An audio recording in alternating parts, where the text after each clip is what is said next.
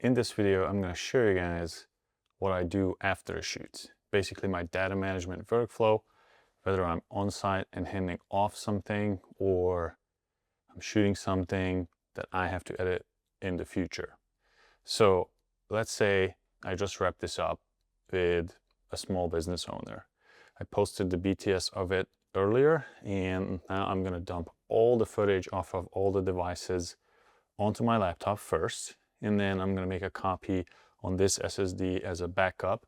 And if I'm on site, then this is where it stops because I either handed it off or I have to come home before I can continue. But as I'm home, I'm also gonna, after it's completed on my desktop, I'm gonna copy it to my Synology NAS. I tried to follow the 3-2-1 backup strategy, which usually means that you have to have 3 copies of everything on 2 different mediums and 1 off-site. Now, if I'm working with a client, technically my place is off-site for them if I handed it off. So my Synology NAS is an option. But an alternative is what I use is either Dropbox or Google Drive, depending on the scope of the project or how they want it delivered. So in this case, because I'm only working for myself, basically, because this is one of my private clients, I'm gonna make the dump to the desktop so I can actually start editing. I usually edit on the MacBook. This is a 4 terabyte MacBook, so I can put a lot of projects on it. The speed is just insane, and I don't like to carry around SSDs and work off of it when I'm on the road, because anytime there's a risk to bump it out or other people are involved, like on a plane or something, I just don't want to take the risk. I'd much rather just actually have it on here so I can work on it.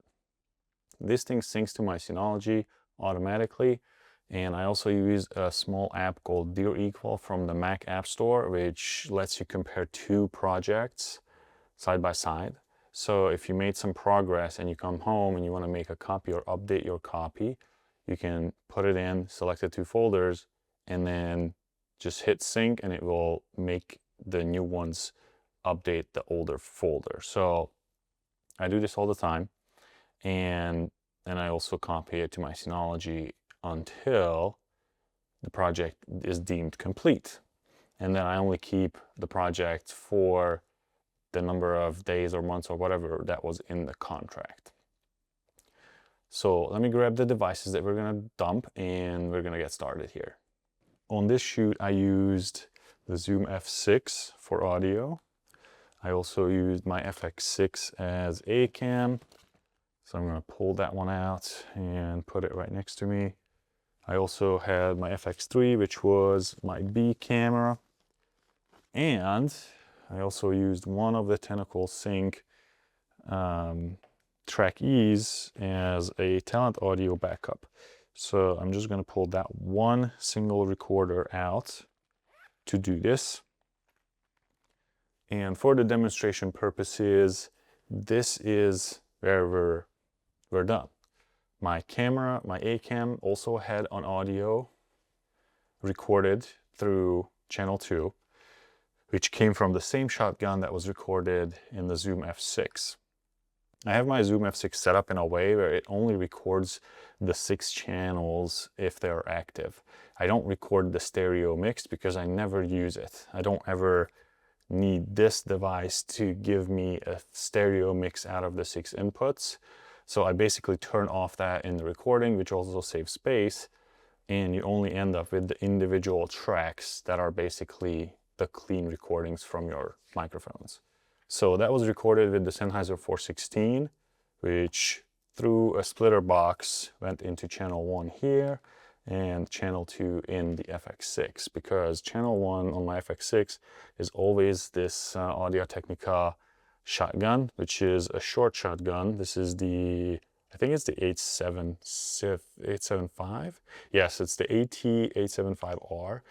I like this shotgun for ambient and just as a scratch to be on here at all times, but I never really use it in the finished product unless I use the ambient for like Foley on something like that. But this is a business video, so nothing like that will happen here. So the Zoom F6 is easy because it's literally just an SD card, but this is my only gripe with this device, that it only has one SD card slot. So no matter how good like my SD cards are, there's always a chance that I won't be able to recover files if this goes bad. So if you have a newer MacBook with like an M chip, then you also have an SD card reader on the Pro versions, so you can just pop it in. In this case, this is an older MacBook, so I don't actually have an SD card reader. So I'm using an Apple SD card reader for this. And then for the cameras, I could just plug in both with Type-C, turn them on, and then they mount and copy. It is fast, but since I have the Sony card reader, I'm actually going to take out one card from each one. So all my cameras record dual. So this is a Next Storage 960 gig card. I have 4 of these, 2 and 2. They always live in the camera, so they're labeled A1, A2, and then B1, B2. And this is one of my backup solutions. Basically, nothing can happen if I have 2 copies already in camera. So until I'm done dumping from the A cards, the cards, the second card will always stay in camera. And I'm pretty much doing this until I get the confirmation that we're good. So I'm not going to format that card. It's never going to leave the camera. I'm only dumping from number 1. In case there is some issues, like corruption or something, then I can go and actually look at the second card, which luckily never happened yet. So knock on wood, wish it was wood. So I've got this first card in, and this is my MacBook, so you can actually see it. This is the clip folder from the shoot, and it's 19 gigs. So this is going to take a while, but this is what my structure looks like always. So if I have BTS, it goes into 0, then the rest is 1, 2, 3, 4. If I have photos, I make one that's called 5_photos. It's pretty rare. So these will always go into footage. I usually do it in a way where if there's a chance for multiple shoots, I put the date inside here too, not just on the outside. If it's a one-time thing, I just start making folders, camera A, camera B, camera C, and so on. So this was shot, I think, on May 14th. So I'm going to do 2025 05/14, and it's going to be, I'm just going to call it shoot 1. Inside, I know I have to make a folder for camera A, which was my FX6. If this is a shoot where I have multiple camera operators, I would also put in the names of the people right after camera A, B, and C, and D, so I know who actually shot or used that camera. So in this case, it was just me. So it's just camera A and camera B. And because of how I have my cameras named, you can see my FX6 is DM as me, FX6 in the clip name. So it's actually very easy to know what camera shot the footage. So I'm going to go ahead and start the copying here into this folder. I have 1.3 terabytes available because I have other projects on this. So it should fit because I'm expecting the FX3 to be the same size. This project was shot in 4K 30, and both cameras were identically set up with the same all-I Sony file format. So I'm expecting it to be exactly the same because we ran them parallel for the same time. While this is happening, I am going to plug in the card reader on the other side. So I should be able to copy the contents of the Zoom F6 to the right folder. So I have to make a folder. I'm going to make a Zoom F6 folder here. I'm transferring the audio files right now. There's only 5 files, 3.2 gigabytes, because every time I shoot audio in a series like this, I usually don't cut. I only cut the cameras so I know where the video and audio ends for a little bit, and then we keep going. So this project we recorded in 5 settings and took breaks between them, but I think we recorded 25 videos total, so it should be 4 to 5. Well, it depends on the breakdowns, but like some of them were 4, some of them were 6, but the 5 sections ended up being about 25 videos in 5 different audio sections. So these are my audio files, and that is the default date of the Zoom F6, January 1st, 2019. That's how it starts up, and I just skipped it. Yes, so these are the correct audio files, and I like how the 416 sounds. And if I get to the end of this, and I can show you guys the difference between the preamps inside the Zoom F6 and the preamps in the F6, there is a significant difference. The audio quality that the Zoom F6 records from the same microphone as a direct feed, it's much better than what the FX6 records if you set them to about the same level on the meters. There's much more preamp noise on the Sony FX6 than the Zoom F6. So we've got the audio from the unit, and we got the videos copying from the camera. Now the only other thing I have to copy is this thing, and this will be copied through USB-C. I'm going to unplug the SSD for now because I'm only making the backup at the end. And so now I'm going to go to the recorder. I'm going to call this the track E, and this is a backup. So I'm not going to use this because I was monitoring the shotgun and it sounded good, but I always lav up people in case there is noise in the shotgun, like cars or something. It depends on where you're actually shooting. If you can stop and re-record, obviously this is not a problem, but in cases where you can't really stop, you just have to keep going, then you have to do a lot of cleanup on your audio. I have a backup because the lavs don't pick up as much ambient noise as the shotgun, so it's a little bit easier to work with it if that's the workflow that you're choosing. But I've been doing lavs for many years, and I've only recently started using a like properly boom shotgun. So out of habit, I guess, I'm still laving everybody up. It is hidden. You can't even tell that he's wearing it in the shots. It's taped with the Bumblebee Industries lav covers and all that, and because he's wearing a shirt, it's really easy to hide it where the buttons are, so nobody would actually be able to tell that there is a microphone on him. But just as a backup, I always do it.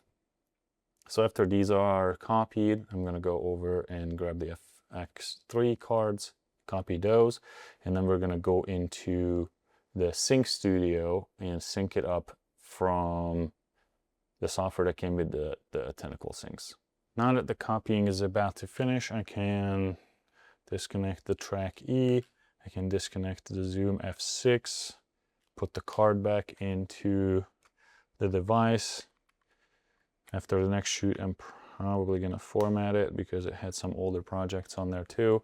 But this is a 128 gig card from back from when I was shooting to SD cards, V60 cards, I think, with the A7S3s. And I just moved it into this one, so it can record like 160 hours or something like that. So now it's time to move on to the FX3. I'm going to take out card number 1. This is B001. So A can go back into the FX6. We're going to swap this out. I'm expecting this to be the same size, so 520 gigs, just like the other one. So let's see what the card says. Yes, so this is 504, so it's a little bit smaller. I guess I probably stopped it. Oh no, I actually know what happened. I recorded a BTS section, and that was obviously for the previous video, and I only ran the FX6 for parts of it, not both. So we're copying this 504 gigs. It says 20 minutes.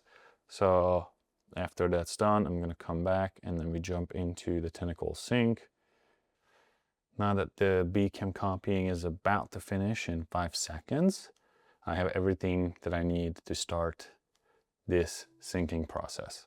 So now in the shoot one folder, it's 1.03 terabytes. I've got camera A 520, camera B 504, 3.2 for the track E backup, and 3.19 for the Zoom F6 backup. They're both 32-bit audios, so their size is the same, which is a good sign, because we're all recording in 48 kilohertz, wave format, so they should be the same if I roughly press the button at the same time.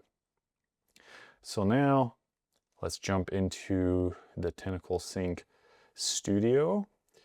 This app comes with every Tentacle Sync box for free. So what I'm going to do, since I organized it, I'm going to drop this whole folder into the software, which is going to analyze all the files.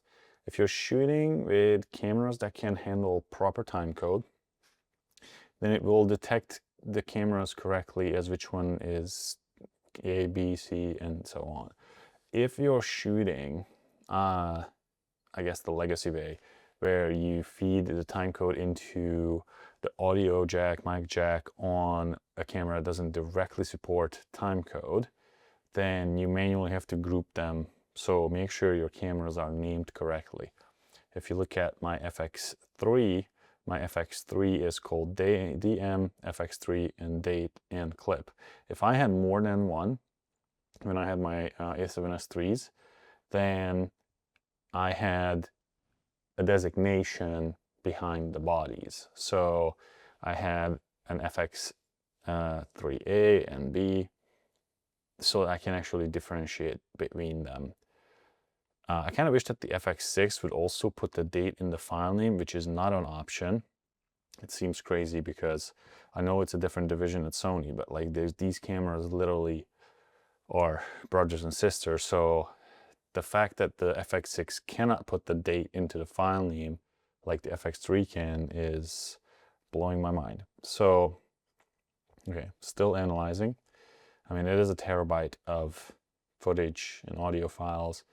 And if everything goes right, then the files TC section here, where it says file TC, and they are populating right now, they all should be green and have a matching file for each one. So if I go back here, so these are my FX6 clips, as you can see. And then I've got the audio files. These are from the Zoom F6. And then I've got the FX3s. And then these are from the Track E recorder. So now if I click on Sync Map, it should properly build the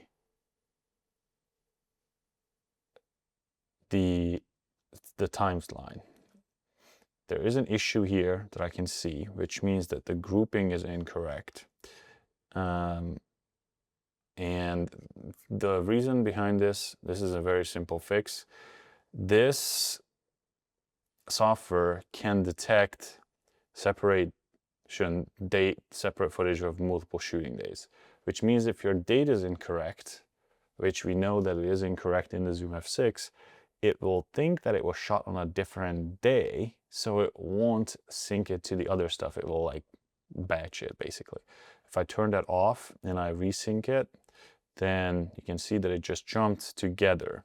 So let me see if I can make this slightly bigger to show you guys what the thing, how this looks. So basically V1 is my FX6 and then V2 is the FX3. So if I jump here, we can see the FX6 right now. If I jump to this, and I see the B cam, then I adjusted it a little bit and we reshot and we stayed on this one. So this is our B cam and then this is our A cam. This is section 1. This is what I said, that the audio is in 5 pieces, but there's 4 videos in this section. And then there's more in this one, but he changed shirts. So we got the blue shirt, the yellow shirt, the red shirt, and the black shirt for the end. This video, this long one here, is actually like 4 pieces that I have to break apart. So that's why it's super long. So this is what we got here. Now here is one thing that is missing from this, that camera audio. If you need the camera audio from the bodies, you have to check this box down here on the right. And what it will do is it will also include all the channels from all the cameras. Unfortunately, you cannot select which cameras you want audio from, and or I cannot delete channels here. So what we ended up with is a lot of duplicates basically, because the FX6 always has 6 channels. So 1, 2, 3, 4, 5, 6, and then the reason it has 8, but in reality it cannot do 8. That's just an MXF wrapper standardization that they have to have 8 channels in the file for it to be compliant with the MXF wrapper format. But in reality, you would basically only can shoot 4. So I've got the channel 1 and channel 2, which we need. And as soon as I put it in Premiere, I have to delete the rest of them, the silent channels, because there won't be any more. And also, I'll probably delete channel 1 because this shotgun, the one that just sits on top of the camera, is not usable for this. So it serves no purpose and the project just takes up space. So I'm going to delete that too. And this obviously also includes the FX3 audio, which only shows up as 1 channel, but it is a stereo channel. That is a difference between the FX6, which only puts in mono channels. The FX3 has a stereo channel with left or right. So if you're using the top handle for the FX3, then you would get 2 mono channels and a stereo channel in the file. That's how you get 4 channels. The FX3 didn't even have a microphone on it, so this is literally in-body audio, and it may have been set to 0, so there's no like bad audio recorded because I just rely on timecode. And then obviously the things that we need are the audio 10 and audio 11 in this case. You can actually solo the audio and play it back. Due to federal changes starting January. So I can actually like listen into it and see how that sounds. That's the Zoom F6 from the shotgun. So now you can click on export XML, and this is what we need to do. And we're gonna go over in partners, we're gonna do footage, and I always put it in this folder right here. So I will name it as, this is the 2025-05-14 shoot 1. So shoot 1, and I always call them sync maps.xml. So I know this is the sync map that I can pull into Premiere, and it will sync according to the correct time code. Sony's 30 FPS is always drop frame, and then we got 48 kilohertz audio, so it correctly set it up. Now, if you need other types of exports because you're using Final Cut Pro, sure, you can do that. If you're in Resolve, you don't need to do any of this because Resolve can do it within the software correctly, so they don't give you an option to do any type of export here. In the newer version of Premiere Pro, you can actually sync with Timecode, but I find it much slower to do it inside Premiere than just doing an export from this with the settings that you need, and then just jumping into Premiere, making your empty project, which I'm going to do right now, and just dropping in the XML, because it pulls in not only the sequence that it was created here, but also all the files into its folder. So let's see what that looks like. All you got to do is grab this XML and drop it into your project bin. And while it is a big project, so it's going to take a little bit, it will pull in the sequence and it will pull in the files also. All right, so here we go. Whatever name we gave the XML is the folder that it creates, and that's also going to be the name of the sequence itself. So now we got our sequence that looks exactly like the Tentacle Sync Studio made it to be. You can actually see the different colors of the audio. One we're going to use is this one. That's from the Zoom F6. But even the lav, if you look at like a section like this, and I'm going to zoom in, it looks pretty identical. This one is a little bit louder, it looks like, so the lav is a little bit lower gain if we're looking at the thing, but it looks identical and the timecode sync worked correctly. The Sony FX3 audio is absolutely useless. And we also have the FX6 with channel 1, channel 2, and obviously all the other ones are completely silent. So in order to make this a little bit cleaner, I will probably delete all of these channels here, like completely, like A2, A3 to A10 is going to be deleted. I'm going to keep A11 as our main audio, and I'm going to keep A12 as our backup audio from the lav. But even playing back the A2 channel should net us the correct audio. So what I need to do here is just wait for Premiere Pro to finish the processing, because there is so much going on for this poor computer right now. It's not liking the footage that I just put in, and I haven't even put the conversion or anything on there. So I get the correct audio and it does sound good. This is the 416 from the Zoom F6, which is what I'm going to go with to start cutting and building the spine of this edit before any graphics or anything. And as I save this project, I can go back here, and now I have my project in this folder right here.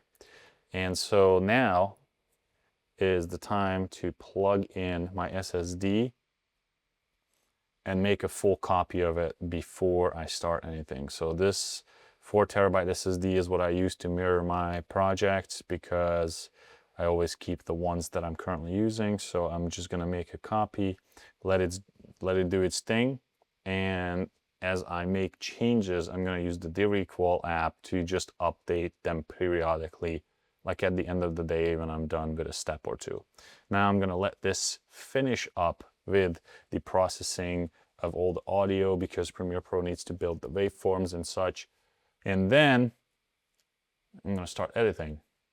But this concludes this video, my data management video, or basically how I organize and keep all my projects and footage, whether I'm on site and handing off footage to a production company or somebody else, or I do it for myself or my own clients. I hope this makes sense, and I hope I was able to say it in a way that I helped you either learn something or just reinforce that you're doing also something good.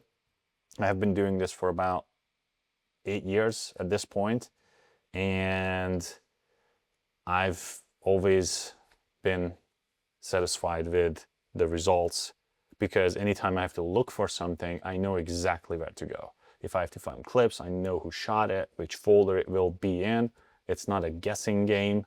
Nothing goes disappearing because you know what you did, you know how you recorded your audio, so you know what to look for if you're looking for the original audio files.